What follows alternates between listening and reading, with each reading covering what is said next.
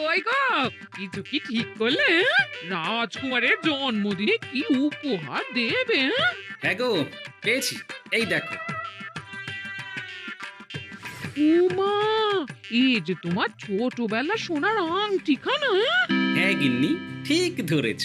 যেটুকু যা গয়না ছিল সবই তো দেওয়া হয়ে গেছে, নহে বিক্রি হয়েছে। আর তো কাউকে কিছু দেওয়ার নেই, তাই ভাবলাম এটাই উপহারে দিই। সে ভালো ভেবেছো। বেশ, আসি তাহলে। ওদিকে সবার দেরি হয়ে যাচ্ছে গিন্নি।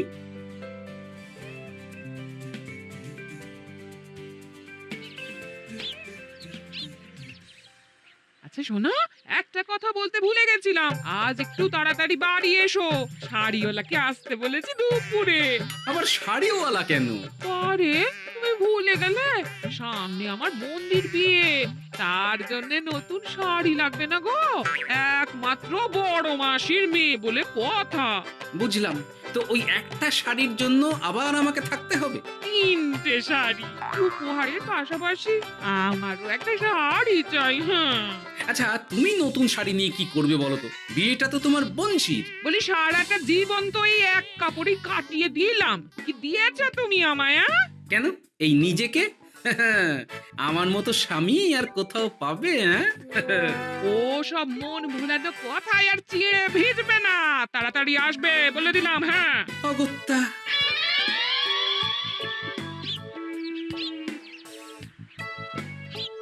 দূর, গিন্নিরও যত কথা সব বেরোনোর সময়। আবার তাড়াতাড়ি ফিরেও আসতে হবে শাড়ির জন্য। দেখি মহারাজকে বলি অগ্রিম বেতনের জন্য, না হলে তো শাড়ি কেনা যাবে না। তাও একটা হলে হতো, কিন্তু এনাকেও দিতে হবে। আসলে সত্যিই তো, গিন্নি আমার কত যত্ন আত্তি করে, কিন্তু তাকে আজ পর্যন্ত তেমন কিছু উপহার দিতে পারিনি। না, গিয়ে বলি।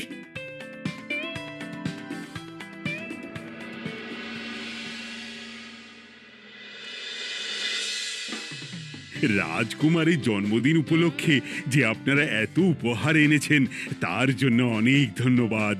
আপনাদের সকলের আশীর্বাদ ও ভালোবাসা আমি রাজকুমারের কাছে পৌঁছে দেব।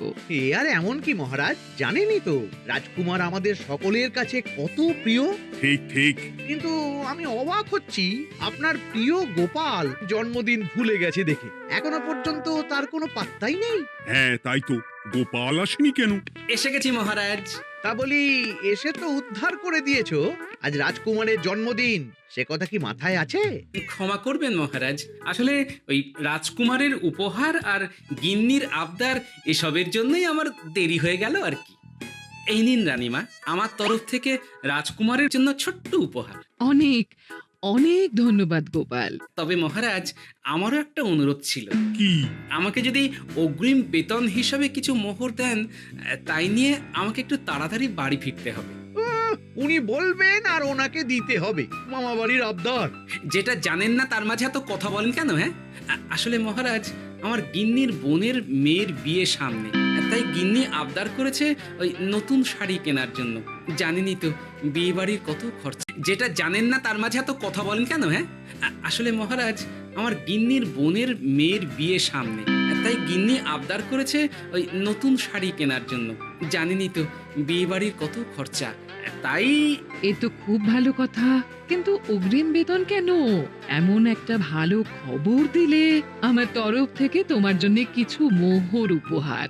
এই না, ধন্য মা আপনি। আপনার মতো মা থাকতে সত্যি ছেলের কোনো চিন্তা থাকে না রানীমা। ইস, বেটা আবার সুযোগ বুঝে মোহর পেল। কেন যে আমার এমন হয় না। এবার তাহলে আসি মহারাজ, গিন্নি ওদিকে অপেক্ষা করছে। হ্যাঁ হ্যাঁ, যাও যাও, আজ তাহলে সভা এখানেই শেষ করলাম। মহারাজ, আপনার সাথে আমার একান্তে কিছু কথা আছে। আমি অন্দরমহলে গেলাম। রানীমার আবার হঠাৎ কি হলো, ব্যাপারটা দেখতে হচ্ছে।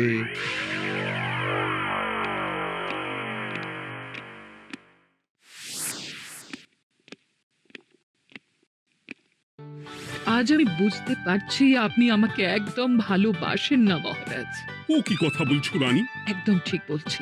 নিজের গিন্নির আবদার মেটানোর জন্য গোপাল কত ভাবে, নতুন শাড়ি কিনে দেবার জন্য অগ্রিম বেতন অব্দি চাইলো, আর আপনি? আমি তো রাজা, আমি কেন বেতন চাইবো?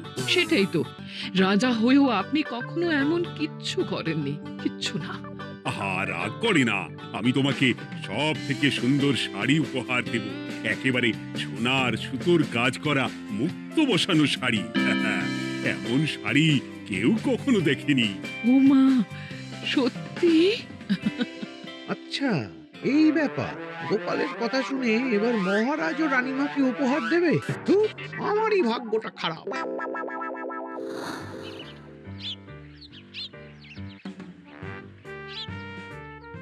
হাজার চেষ্টা করেও গোপালকে আটকানো যায় না। দূর দূর দূর, আমি যা চেয়েছিলাম তা ওই গোপাল পেয়ে গেল। ও কি গো, তুমি কার সাথে কথা বলছো? দুর্ভাগ্যর সাথে। কি সব অলক্ষণে কথা? কি হয়েছে? কি আর হবে, সবই তো তোমার দোষ। আমার দোষ? হ্যাঁ, তুমি আমার কাছে বায়না করো না কেন কিছু? তুমি বায়না করনি বলেই আজ আমি রানীমার কাছ থেকে মোহর পেলাম না, কিন্তু গোপাল পেয়ে গেল। এবার বুঝলাম। ঠিক আছে, এখন তাহলে বায়না করছি, তুমি কাল গিয়ে সেটা রানীমাকে জানাবে। ঠিক আছে? হ্যাঁ, করো করো করো, বায়না করো, বায়না করো। কি চাই, কি চাই, কি চাই? পেয়েছি। তুমি রানীমাকে গিয়ে বলবে যে আমার একটা সোনার হার চাই। এই না হলে আমার বউ। দারুণ চাল চেলেছো।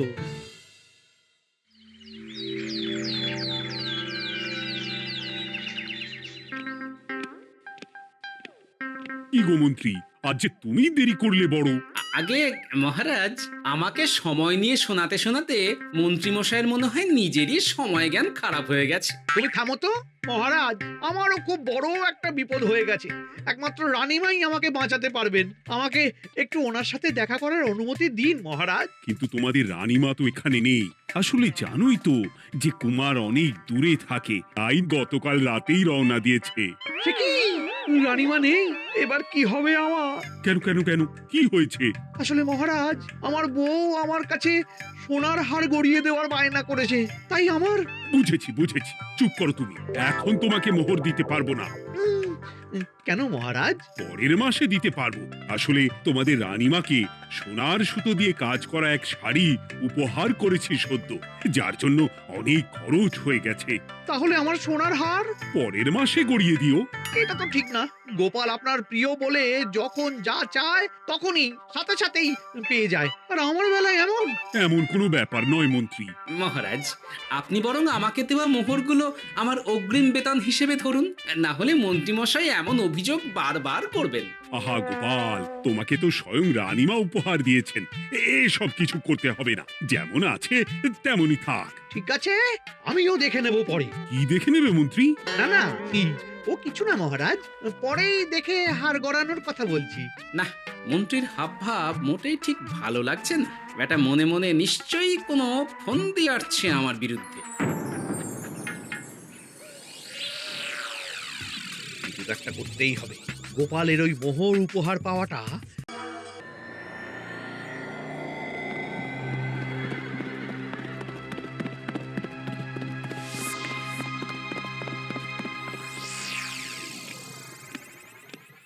প্রণাম নবাব বাহাদুর। আরে, এ যে কৃষ্ণনগরের রাজা কৃষ্ণচন্দ্রের মন্ত্রী, তো হঠাৎ এখানেই কেন? আমি নবাব বাহাদুরকে আন্তরিক ধন্যবাদ জানাতে এসেছি। কিসের জন্য?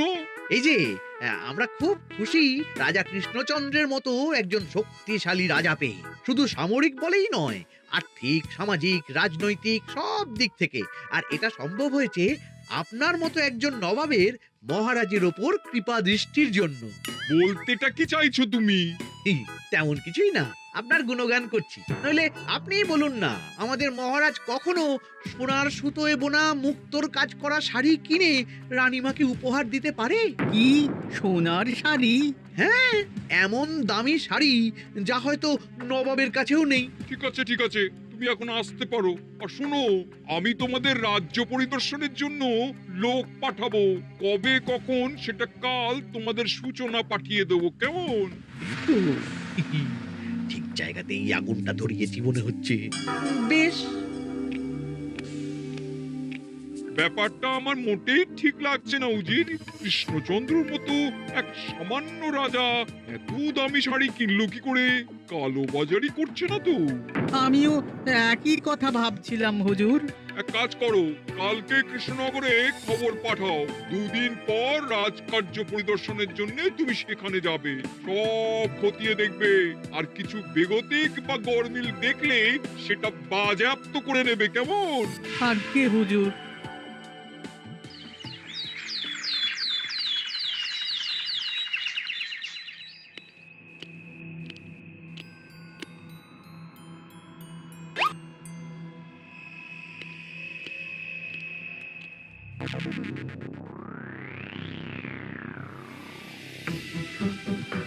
কি হয়েছে মহারাজ? কার চিঠি? নবাবের রাজকার্য পরিদর্শনের জন্য লোক পাঠাবে 2 দিন পর। এতে চিন্তার কি আছে মহারাজ? চিন্তার বিষয় আছে। নবাব আমার রাজকোষের হিসাবও মিলিয়ে দেখতে চায়। কোনো একটা ভাবে নবাবের কানে আমার সোনার শাড়ি কেনার কথাটা চলে গেছে, তাই সন্দেহ করছে। সে কি কাণ্ড! নবাবকে তো চিনি, ভুল ধরার কোনো সুযোগ ছাড়বে না। আর চিঠিতে পরিষ্কার লিখে দিয়েছে, হিসেবের একটু এদিক ওদিক হলেই সে সব বাজেয়াপ্ত করে নেবে। হায় কপাল! এ সব হয়েছে গোপালের জন্য। অমনি শুরু করে দিলেন। আচ্ছা, আমি আবার কি করেছি বলুন তো? তুমিই তো করেছো। সেদিন যদি তুমি তোমার গিন্নির শাড়ি কেনার কথাটা রানীমার কানে না তুলতে, তাহলে রানীমাও মহারাজের কাছে শাড়ির জন্য বায়না করতেন না, মহারাজও সোনার শাড়ি কিনতেন না, আর নবাবও জানতে পারতেন না। একদম ঠিক কথা বলেছ মন্ত্রী, সব দোষ তোমার গোপাল। মহারাজ, আপনি এমন বলছেন? হ্যাঁ বলছি, কারণ এটাই হয়েছে। দুশ্চিন্তায় এখন মাথা খারাপ হয়ে যাচ্ছে আমার। আমি জানি না তোমার জন্য আজ অব্দি এমন বিপদে কবে পড়েছি। এবার তোমাকেই এখান থেকে বেরোনোর উপায় বের করতে হবে। আর যদি তা না করতে পারো, তাহলে আজ পর্যন্ত তোমাকে যত মোহর উপহার দেওয়া হয়েছে, সেই সব উপহারের মোহর ফেরত দিতে হবে। সব মোহর যে প্রায় খরচ হয়ে গেছে মহারাজ, আবার আমি কোথা থেকে পাবো? সেটা তুমি জানো। এইবার গোপাল ভালো মতো জব্দ হয়েছে। এই যে লঘু পাপে গুরুদণ্ড। গোপাল পড়ল কাঁদে, এমন দেখে মন্ত্রী হাসে আর আমার মনটা কাঁদে।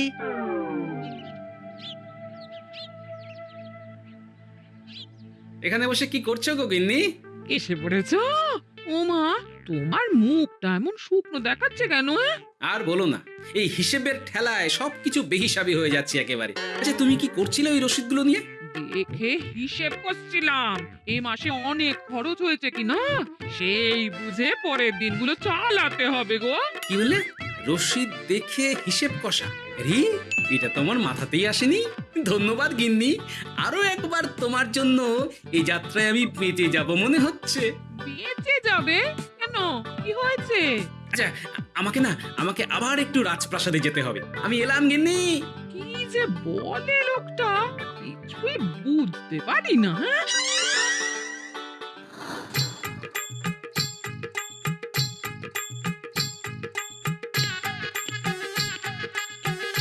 আসতে পারি মহারাজ? আসতে পারি মহারাজ? গোপাল, তুমি? আর কোনো চিন্তা নেই মহারাজ, নবাবকে হিসেব বোঝানোর উপায় পেয়ে গেছি। কি বলছো? কি উপায়? এই দুদিনে আপনি শুধু সকল প্রজাদের কাছ থেকে পুরনো রসিদ সংগ্রহ করুন, তাহলেই কেল্লা ফতে। তাই নাকি? আর নয়তো কি? তবে এ ব্যাপারে মন্ত্রী মশাইকে কিন্তু কিচ্ছু জানতে দেওয়া যাবে না। শুধু আমি যা বলছি তাই করুন মহারাজ। সে তো বুঝলাম, কিন্তু প্রজাদের থেকে পুরনো রসিদ সংগ্রহের কথা ঘোষণা করলেই মন্ত্রী এমনিই জানতে পেরে যাবে। চিন্তা করবেন না মহারাজ, আমার কাছে এটারও উপায় আছে। আপনি শুধু খেয়াল রাখবেন যাতে এই কথা 5 কান না হয়। বাকিটা ভরসা রাখুন, কৃষ্ণনগরের একটা ঘাসও নবাব বাজেয়াপ্ত করতে পারবে না।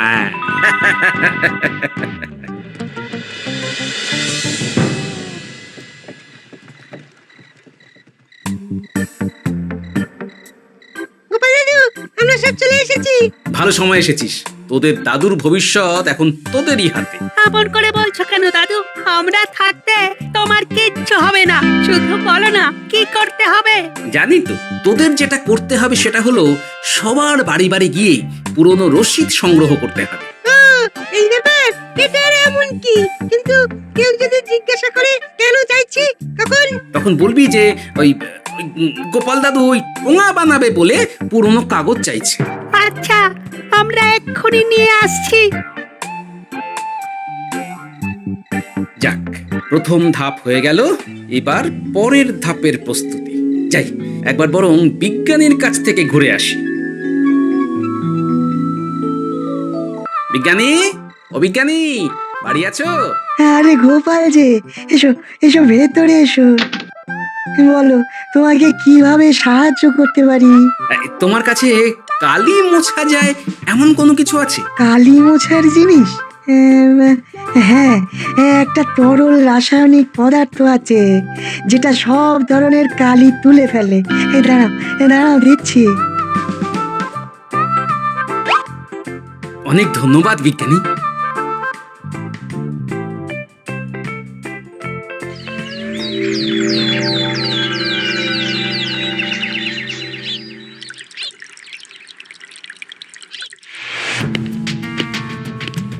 আসুন আসুন, আপনার জন্যই তো অপেক্ষা করছিলাম। তাই নাকি?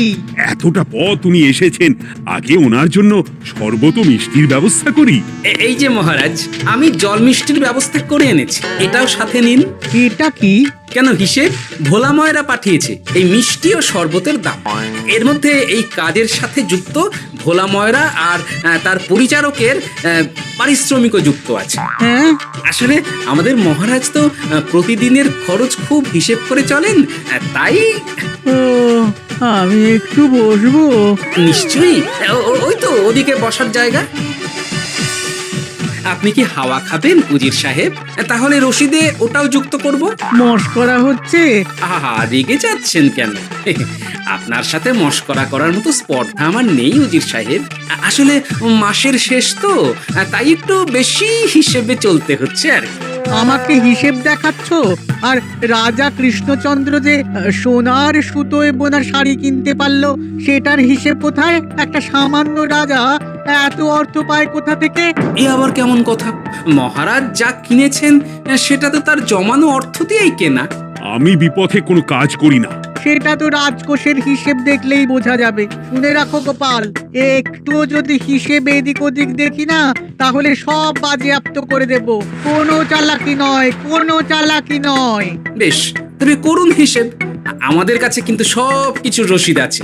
কই গো, আনো সব, আনো আনো।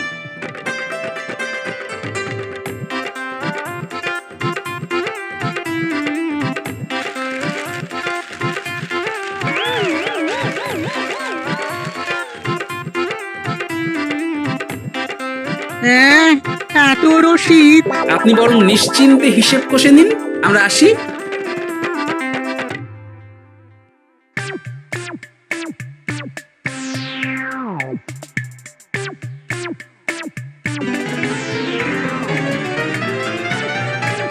বাবারে, এত হিসেব কষে কষে তো মাথা ঝিম ঝিম করছে, খিদেতেও পেট চুই চুই করছে। আপনার হিসেব কত দূর উজির সাহেব? তেও পেট চুই চুই করছে। আপনার হিসেব কত দূর উজির সাহেব? আমাকে এখান থেকে নিয়ে চলো গোপাল, আমি আর পারছি না।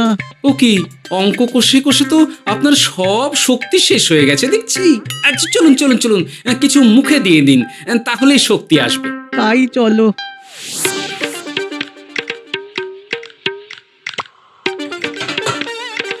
নিন, এটা হলো দুপুরের খাবার, আনাজ মশলা, এমনকি রান্নার ঠাকুরেরও পারিশ্রমিকের হিসেব। এবার আমি পাগল হয়ে যাব। আমি আর কোনো হিসেব দেখতে চাই না। সব সময় কি আর হিসেব নিয়ে চলা যায় নাকি? কি আর করা যাবে বলুন? হিসেবে না চললে আপনি তো মহারাজের উপার্জনের উপর সন্দেহ করবেন, আর বেশি খরচ হলেই সম্পত্তি বাজেয়াপ্ত করবেন। তাই বলে সব কিছুতেই হিসেব? কোনো একদিকে বেশি খরচ হলে বাকি দিকগুলো এভাবেই কম করে চলতে হয়। কি ঠিক বলিনি? আমি আমার ভুল বুঝতে পেরেছি গোপাল, এবার আমাকে রেহাই দাও। আসলে তোমাদের মন্ত্রী নবাবের কাছে গিয়ে তোমাদের রাজা নামে উস্কেছে। কি মন্ত্রী? এই রে, খেয়েছে, এবার পালাতে হবে দেখছি। ঠিক জানতাম, মোহরের জন্যই এত কিছু। তাই তো নবাব এমন করেছেন। বেশ, এবার আমি ফিরে গিয়ে নবাবকে সব জানিয়ে দিচ্ছি। সত্যি গোপাল, তোমার তুলনা হয় না। আর মন্ত্রী? আগে মহারাজ, তুমি যা করেছো তার কোনো ক্ষমা নেই। তোমার জন্যই আমার এত হয়রানি হয়েছে। ভুল হয়ে গেছে, আমাকে ক্ষমা করে দিন মহারাজ। গোপালের ওপরে হিংসে করে এমন করেছি, আর হবে না। একটা সুযোগ দিন মহারাজ।